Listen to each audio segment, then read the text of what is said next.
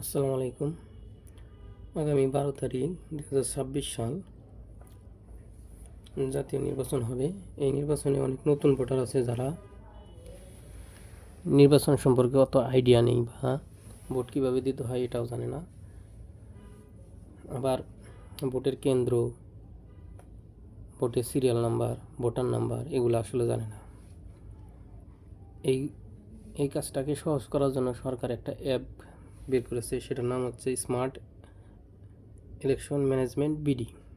এই অ্যাপটা Google play স্টোরে পাওয়া যায়। এটা গুগল প্লে স্টোর থেকে ডাউনলোড করে ইনস্টল করে নেবেন। এই অ্যাপটা দিয়ে আসলে কীভাবে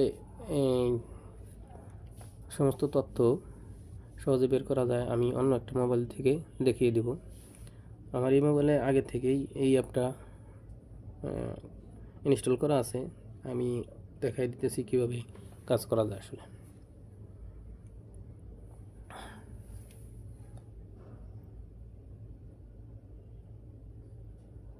এই যে অ্যাপটা, এখানে ক্লিক করলাম। এখানে দেখতে মানে 13তম পার্লামেন্টারি ইলেকশন, মানে 13th পার্লামেন্টারি ইলেকশন, এখানে ক্লিক করব। এখানে ক্লিক করার সাথে সাথেই দেখবেন যে এখানে ঢাকা লেখা আছে না, চট্টগ্রাম লেখা আছে, আবার নিচে ঢাকা আছে। এভাবে প্রত্যেকটা বিভাগে কোন জেলা আছে, কোন জেলায়, তারপরে আবার জেলা ভিত্তিক আসে। এই যে এখানে ধরেন আমি ঢাকাতে ক্লিক করলাম। ঢাকা বিভাগে কয়টা জেলা আছে, অনেকগুলো জেলা আছে। এখানে ধরেন আমি টাঙ্গাইলে চাপ দিলাম। এখানে দেন টাঙ্গাইলে কয়টা আসন, টোটাল 8টা আসন। 8টা আসন। আমি কোন আসনে? আমি হচ্ছে টাঙ্গাইল 2-এ। টাঙ্গাইল 2-এ দেখেন 4,13,567 জন টোটাল ভোটার। আর এর মধ্যে পুরুষ ভোটার হচ্ছে 2,06,734 জন। ফিমেল ভোটার মানে মহিলা ভোটার হচ্ছে 2,06,832 জন। টোটাল হিজড়া ভোটার হচ্ছে 1 জন। টোটাল সেন্টার মানে কেন্দ্র আছে 75টি। এখানে কে কে নির্বাচনে অংশগ্রহণ করেছেন এই দেখেন, আব্দুস সালাম পিন্টু, ধানের শীষ।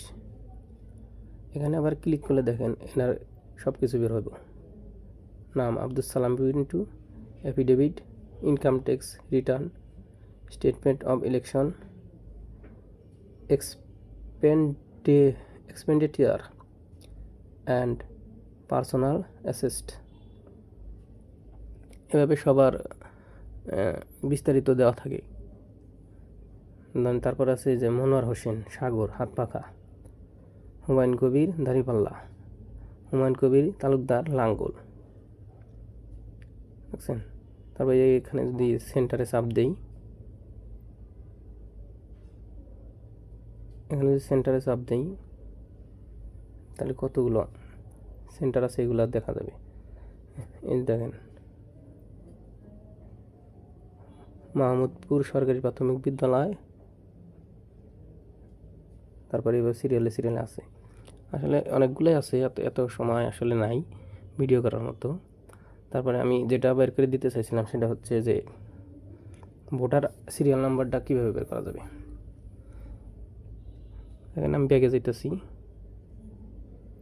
ব্যাগে যাওয়ার পরে দেখেন এই যে এখানে একটা সার্চ বার আছে, আমারটা নিচে, আপনার কারোটা আবার উপরেও থাকতে পারে। এখানে সার্চ দেওয়ার জন্য এই যে এইখানে এনআইডি নাম্বার মানে ভোটার আইডি নাম্বার এখানে বসাতে হবে, আর এইখানে বসাতে হবে এনআইডি নাম্বারে মানে ভোটার আইডি কার্ডে যে জন্ম তারিখটা আছে সেইটা। আমি ভোটার আইডি কার্ড শো করলে কোনো সমস্যা হতে পারে, এই জন্য দিলাম না, কিন্তু আপনারা দিলেই এটা আসবে। আমি অনেকবার বাইর করে দেখছি।